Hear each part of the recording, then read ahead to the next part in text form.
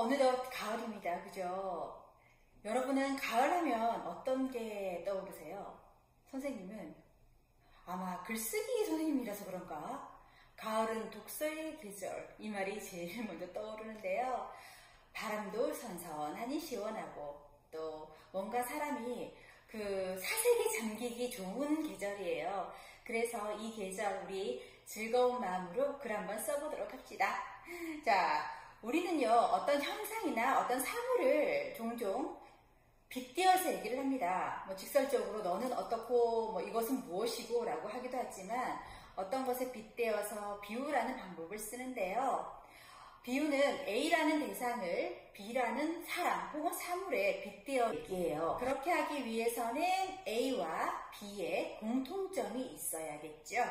선생님이 한번 예를 들어볼게요. 자, A는요 철수라고 해요. 그러면 B는 번개라고 합시다. 그랬을 때 철수가 번개만큼 빠른 거예요. 자, 철수는 달리기가 빠르고요. 번개도 무척이나 빠릅니다. 그래서 철수는 번개처럼 빠르구나 이렇게 얘기를 할 수도 있고요. 혹은 와, 철수는 정말 번개야 라고 할 수 있어요. A는 B처럼 어떠어떠하다 이렇게 직접적으로 비유를 하기 때문에 직유법이라고 합니다. 그런가 하면 철수가 번개처럼 빠른 것을 철수는 번개다 이렇게 얘기를 하죠. 그러면 뭐뭐처럼 뭐뭐같이 이런 말 없이 바로 이어서 얘기하는 것을 은유라고 해요. 어떤 친구들은 그러면 직접 비유했으니까 직유니까 은유는 은밀히 비유한 건가요? 라고 얘기하는데 그것도 틀린 말은 아니에요. 은밀히 혹은 은닉하며 이런 식으로 해서 은유란 말이 은유법은요. 무엇은 무엇이다 라고 표현하는 것을 은유라고 얘기를 합니다. 어렵지 않죠? 자, 그러면 직유법에는 어떤 표현이 있을까요? 이런 게 있을 수 있습니다. 달달 무슨 달 쟁반같이 둥근 달. 달은 달인데 어떤 달이라고요? 그렇죠. 쟁반같이 동그란 달을 말하는 거죠. 아마 이 글을 쓰신 분은 환한 보름달을 보고 이 글을 썼나 봅니다. 그래서 달을 비유할 때도 보름달 같은 경우는 쟁반같이 둥근 달 할 수도 있겠고 만약에 초생달 같은 경우는 어때요? 손톱같이 생겼어요. 손톱 같은 초승달 이렇게 얘기를 할 수가 있겠습니다. 그렇죠? 그리고 은유법은요 우리가 뭐뭐처럼 뭐뭐같이 이런 말 없이 무엇은 무엇이다라고 그러면 은유를 했을 때 이런 표현이 나올 수 있겠죠. 햇살같이 눈부신 우리 엄마의 미소. 그리고 또 어떤 게 있을까요? 비유법에서 우리가 직유법과 은유법을 알아봤고요. 그리고 마지막으로 선생님이 의인법을 말씀드릴게요. 의인법은 사람이 아닌 것을 사람을 빗대어서 표현하는 것을 말합니다. 대표적인 게 그런 게 있죠. 나뭇가지가 흔들릴 때 저 나무가 나를 오라고 손짓을 하네.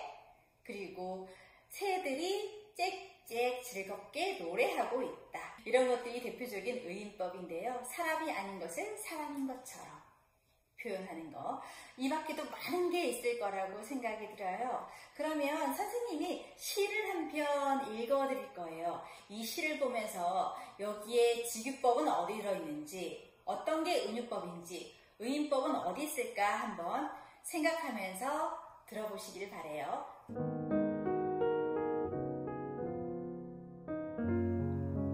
햇빛 윤동주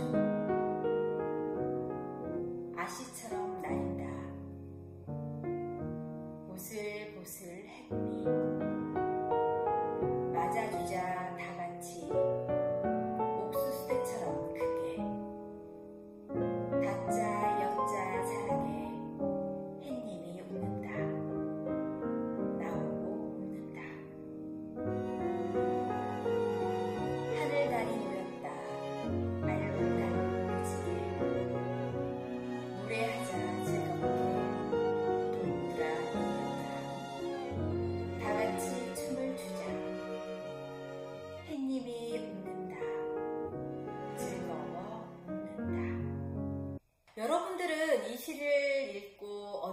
생각이 들었나요?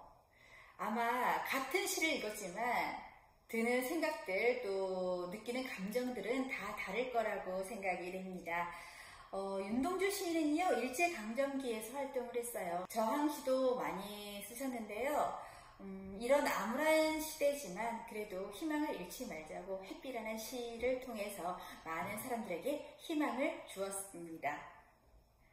그러면 우리가 이 햇빛이라는 시에서요, 오늘 배웠던 비유법들을 한번 찾아볼게요. 먼저 직유법이 있었죠. 직유법은 뭐뭐처럼 뭐뭐같이를 이용을 해가지고 비유하는 방법이었어요. 자, 어디 있나요?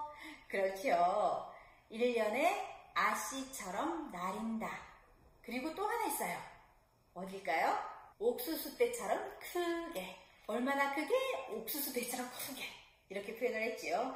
그리고 다음으로 의인법 한번 찾아볼까요? 의인법은 사람이 아닌 것을 사람인 것처럼 표현한 거. 어디 있나요? 네, 맞아요. 1년과 2년에 같이 있죠. 햇님이 웃는다. 우리 친구들 햇님이 웃는 거 본 적 있어요? 햇님이 직접 웃지는 못하지만 그 환한 햇님의 모습이 마치 사람이 웃고 있는 모습 같아요 라고 해서 햇님이 웃는다 라고 표현이 되어 있습니다. 그러면 마지막으로 은유법은 어디 있을까요? 조금 어려웠죠. 자, 은유법은요, 하늘 달이 놓였던 알렁달렁 무지개예요. 하늘에 떠있는 무지개를 보면서 하늘에 있는 달이 같아. 아마 윤동주 시인은 그렇게 생각을 한 것 같아요. 그래서 A는 B이다 라고 하는 게 은유였잖아요. 그래서 하늘 다리는 무지개다 이렇게 표현한 부분이 은유법이 있었습니다. 자, 우리 친구들 직유, 은유, 의인법 다 맞는 사람 손들어 볼까요? 와, 역시 대단해요.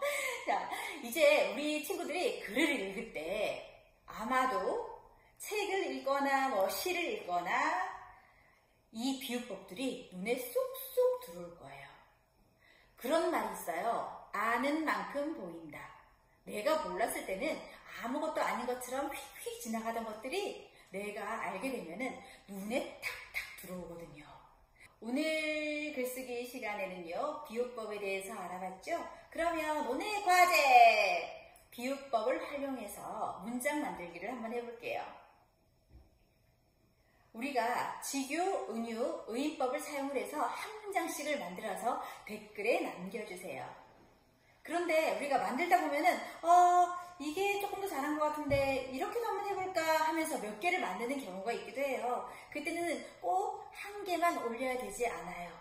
선생님은 친구들이 이 영상을 보고 어떤 생각을 했을지, 무엇을 배웠을지가 너무너무 궁금하거든요. 그런 것들을 다 댓글로 달아주시면 선생님이 보면서 와, 너무 잘했다, 우리 친구들 정말 최고야 라고 생각할 수 있을 것 같습니다. 그래서 댓글에 직유, 은유, 의인법을 이용해서 글을 남겨주세요.